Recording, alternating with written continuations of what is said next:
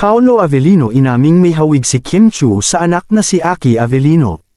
Tila isang storya na galing sa libro ang pagkakahawig ng anak ni Paolo Avellino na si Aki sa kanyang rumored girlfriend ngayon na si Chinite Princess Kim Chiu. Nang makuna ng pahayag si Paolo Avellino patungkol sa napansin na ito ng netizens ay agad na sinabi nitong pag mga Chinito at Chinite daw ay medyo magkamukha talaga. Nag-viral kasi kamakailan ang photo na side by side na tila parang binagbiyak na bunga ang mga features ni Aki at Kim Chiu. Pahayag ni Paolo Avellino, sobrang nakakatuwa na napansin pa ninyo ang bagay na yon.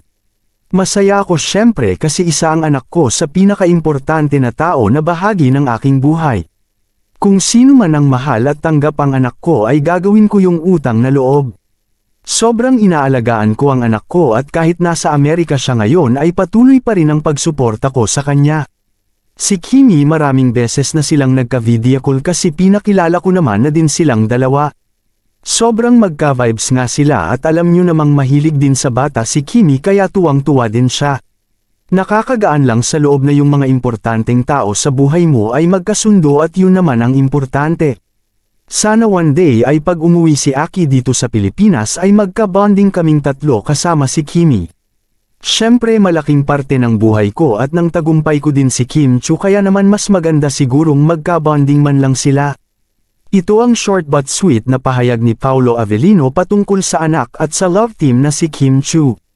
Samantala, perfect combination nga daw sina Paolo Avellino at Kim Chiu dahil kahit pati si Aki ay hawig ng kanyang magiging stepmother pag nagkataon. Tiwala naman si LJ Reyes kay Kim Chiu at una na itong nagpahayag ng suporta sa kung sino mang babae na gustong makasama si Paolo Avellino.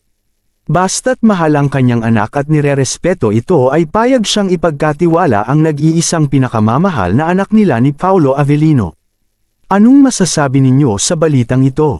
Salamat.